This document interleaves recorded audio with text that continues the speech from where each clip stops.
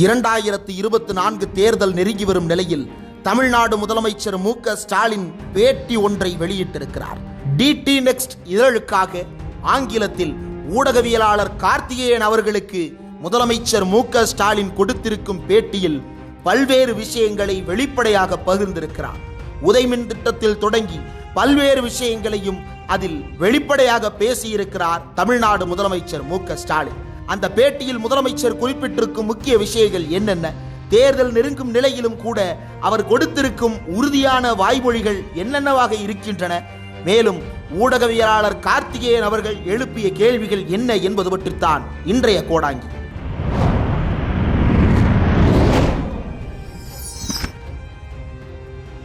India கூட்டணிக்கு 2024 ஆண்டில் இருக்கக்கூடிய வாய்ப்பு என்ன? 2019 ஆண்டு ஹிந்தி ஹார்ட்லேண்ட் என்று சொல்லப்படும் பகுதியில் பிஜேபி பெருவாரியான வெற்றியை பெற்றிருக்கிறது.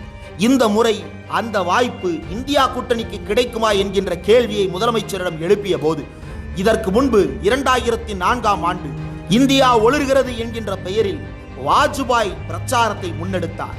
ஆனால் நீங்கள் ஒழிந்தால் போதும் என்று மக்கள் வாக்களித்திருக்கிறார்கள். இது முந்தைய தேர்தலின் வரலாறு. இப்போதைய தேர்தலில் எதிர்க்கட்சிகள் மிகப்பெரிய அளவில் ஒன்றுபட்டிருக்கிறார்கள். இதற்கு முந்தைய தேர்தலில் இல்லாத அளவிற்கு வாக்குகள் சிதறிவிடக் கூடாது என்கின்ற அடிப்படையிலும், பிஜேபியை ஆட்சியை விட்டு அகற்ற வேண்டும் என்கின்ற கொள்கை அடிப்படையிலும் கூட்டணி உறுதியாக அமைந்திருக்கிறது. ஆகையினால் இந்த முறை இந்தியா கூட்டணிக்கு வடக்கில், குறிப்பாக உத்தரப்பிரதேசம் உள்ளிட்ட பகுதிகளில் பெரும் வாய்ப்பு இருப்பதாகவே கருதுகிறேன் என்று சுட்டிக்காட்டியிருக்கிறார்.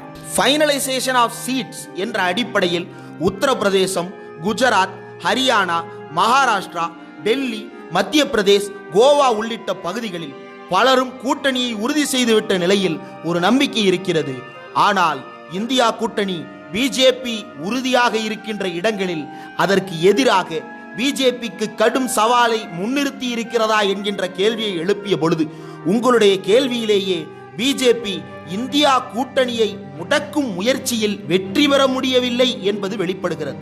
ஏனென்றால் மகாராஷ்டிரா, உத்தரப்பிரதேசம், டெல்லி, குஜராத், மத்திய பிரதேஷ், ஹரியானா மற்றும் கோவா உள்ளிட்ட இடங்களில் தொகுதி பங்கீடும் பேச்சுவார்த்தையும் சுமூகமாக நடைபெற்று முடிந்திருக்கிறது. ஆகவே இந்தியா கூட்டணியை வீழ்த்த வேண்டும் என்கின்ற பிஜேபியினுடைய முன்முயற்சி பெரும் தோல்வியை சந்தித்திருக்கிறது. மக்களினுடைய பக்தியை வாக்குகளாக மாற்றிவிடலாம் என்பதுதான் பிஜேபியினுடைய திட்டம். ஆனால் மக்கள் விழிப்புணர்வோடு இருக்கிறார்கள் என்று நான் நம்புகிறேன். பிஜேபி மக்களினுடைய அடிப்படையான பல்வேறு விஷயங்களை சிதைவுக்கு உள்ளாக்கி இருக்கிறது. மதசார்பின்மை, பன்முகத்தன்மை, மாநில உரிமைகள் உள்ளிட்டவற்றை எல்லாம் பிஜேபி காலில் போட்டு நசுக்கி இருக்கிறது. இந்தியா கூட்டணி இதனை மக்கள் மத்தியில் தீவிரமாக வெளிப்படையாக பிரச்சாரம் செய்ய தொடங்கி இருக்கிறார்கள். மக்கள் அதனால் விழிப்படைந்திருக்கிறார்கள் என்று சுட்டிக்காட்டியிருக்கிறார் முதலமைச்சர் மு.க. ஸ்டாலின். மம்தா பானர்ஜி கூட்டணிக்கு முழுமையான ஒத்துழைப்பு தராதது போல இருக்கிறது என்று கேள்வி எழுப்பிய பொழுது நான் முதல் கூட்டத்திலேயே பேசியிருக்கிறேன்.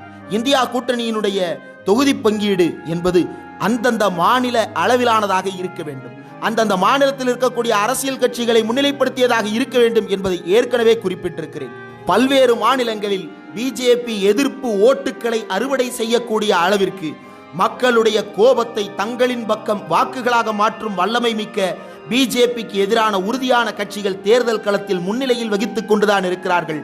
அதில் தவறு இல்லை என்று பேசியிருக்கிறார் முதலமைச்சர் மு.க. ஸ்டாலின். ராகுல் காந்தியை பற்றி கேள்வி எழுப்பிய போது, ராகுல் காந்தி பலரையும் தன்வயப்படுத்தக்கூடிய ஒரு தலைவராக பரிணமித்து வருகிறார். வெறும் அரசியல் கருத்துக்களாக மட்டுமல்லாமல் சமூக கருத்துக்களையும் வெளிப்படையாகவும் துணிச்சலுடன் பேசிக் கொண்டிருக்கும் தலைவராக மாறியிருக்கிறார். அவருடைய பங்களிப்பு என்பது இந்த நாட்டை கூர்மைப்படுத்துவதில், இந்த நாட்டை அடுத்த கட்டத்துக்கு வளர்த்தெடுப்பதில் முக்கிய பங்காற்றும் என்று நம்புகிறேன் என்று குறிப்பிட்டிருக்கிறார் முதலமைச்சர் மு.க. ஸ்டாலின். மேலும் உச்சநீதிமன்றம் குறித்து பேசும் பொழுது supreme court is the last hope of the people of India என்று குறிப்பிட்டிருக்கிறார். உச்சநீதிமன்றம் தான் மக்களுக்கு இருக்கக்கூடிய கடைசி நம்பிக்கை என்று குறிப்பிட்டிருக்கிறார் முதலமைச்சர் மு.க. ஸ்டாலின். அந்த உச்சநீதிமன்றம் கொடுக்கக்கூடிய தீர்ப்புகளை மக்களாட்சி தத்துவத்தின் அடிப்படையில் இருக்கும் பொழுது அதனை செயல்படுத்தாமல் தடுப்பது மக்களுக்கு செய்கின்ற துரோகம், அரசியலமைப்பு சட்டத்துக்கு விரோதமானது என்று சுட்டிக்காட்டியிருக்கிறார். சுவிஸ் வங்கியிலிருந்து பெறப்படும் கருப்பு பணத்தை எடுத்து வந்தால் மக்கள் ஒவ்வொருவர் கணக்கிலும் 15 லட்சம் போடலாம் என்று பேசியிருக்கிறார் பிரதமர் மோடி. அதை செய்ய முடிந்ததா? ஆனால் பிஜேபி ஆட்சியில் அதிகாரத்தை பயன்படுத்தி கொண்டு மக்கள் மத்தியிலிருந்து ஆயிரக்கணக்கான கோடி ரூபாயை வரிகளாகவும் கார்ப்பரேட் கம்பெனிகளிடமிருந்து எலக்ட்ரல் பாண்டுகளாகவும் பிடுங்கியிருப்பதை தவிர இந்த அரசு மக்களுக்கு என்ன நலத்திட்டத்தை செய்திருக்கிறது என்று கேள்வி எழுப்பியிருக்கிறார் முதலமைச்சர் மு.க. ஸ்டாலின். இப்போது கோர்ட்டையும் ஏமாற்ற துணிந்திருக்கிறார்கள் என்றும் பேசியிருக்கிறார். உங்கள் கட்சியும் கூட தேர்தல் பத்திரங்களின் மூலம் பணம் பெற்றிருக்கிறதே என்று குறிப்பிட்ட பொழுது தேர்தல் பத்திரங்கள் என்கின்ற முறை தவறுதான் என்பதை ஆரம்பத்திலேயே சுட்டிக்காட்டி இருக்கிறோம். ஒரு கட்சி என்பது பணம் பெறுவதில் சிக்கல் இல்லை.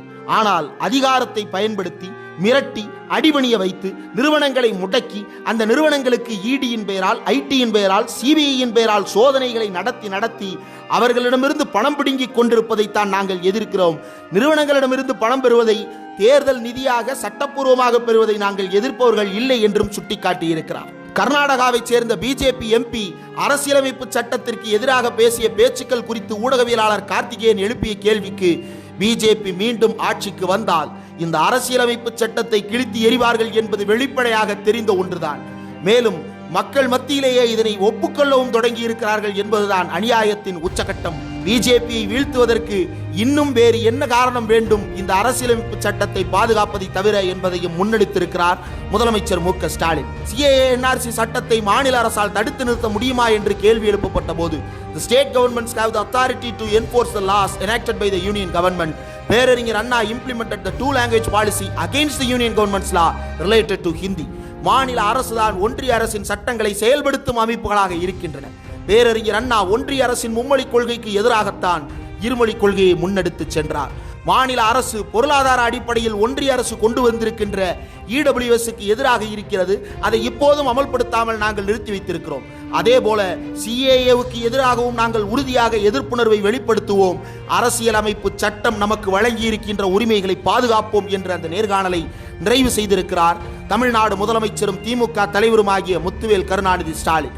பல்வேறு கேள்விகளுக்கும் அவர் பதிலளித்து பேசியிருக்கும் இந்த நேர்காணலில் இன்னும் பல்வேறு கேள்விகள் இடம்பெற்றிருக்கின்றன. ஆனால் இந்த தேர்தலை மையப்படுத்தி இருக்கக்கூடிய பகுதிகள் இப்போது அடிக்கோடிட்டு பேச வேண்டிய தேவை எழுந்திருக்கின்றன. இந்த அடிப்படையில் தான் இந்த நேர்காணலில் அவர் குறிப்பிட்டிருக்கின்ற அதே வரிகளைத்தான் தேர்தல் பிரச்சாரத்திலும் பேசியிருக்கிறார், தேர்தல் அறிக்கையிலும் பேசியிருக்கிறார். தேர்தல் அறிக்கையை வெளியிட்ட மேடையில் அவர் பேசியதும், அதற்கு முன்பாக அளித்த இந்த நேர்காணலில் பேசியதும், நேற்றைக்கு திருச்சியில் நடைபெற்ற மாநாட்டில் பேசியதும், கவர்னர் மாளிகையிலிருந்து வெளியேறிவிட்டு அவர் போட்ட ட்வீட்டும் கூட அத்தனையும் ஒரு இடத்தில் குவிகின்றன. மாநில உரிமைகளை பாதுகாப்போம், மக்கள் உரிமைகளை மீட்டெடுப்போம் என்ற 2 வரிகளில் அத்தனையும் அடக்கிவிட முடியும். இதில் முதலமைச்சர் மு.க. ஸ்டாலின் நேர்மையாக செயல்பட்டுக் கொண்டிருக்கிறார், அதனால் மக்களின் நம்பிக்கையை பெற்றிருக்கிறார் என்று சுட்டிக்காட்டுகிறார்கள் அரசியல் நோக்கர்கள். இந்த பேச்சை முதலமைச்சர் மு.க. ஸ்டாலின் பேசிக் கொண்டிருக்கும் பொழுது இதற்கு எதிராக மக்களுக்கு என்ன பணி செய்வோம், மாநிலங்களுக்கு என்னென்ன மாதிரியான உதவிகளை செய்வோம் என்பதெல்லாம் பேசாமல் மக்களை மத ரீதியாகவும் சாதி ரீதியாகவும் பிளவுபடுத்தும் பேச்சை மோடி பேசிக் கொண்டிருக்கிறார். மோடி பேச்சுக்கும் ஸ்டாலின் பேச்சுக்கும் இருக்கக்கூடிய வேறுபாட்டை மக்கள் உணர்ந்திருக்கிறார்கள் என்று சுட்டிக்காட்டுகிறார்கள் அரசியல் நோக்கர்கள். என்ன நடக்கிறது பொறுத்திருந்து பார்ப்போம்.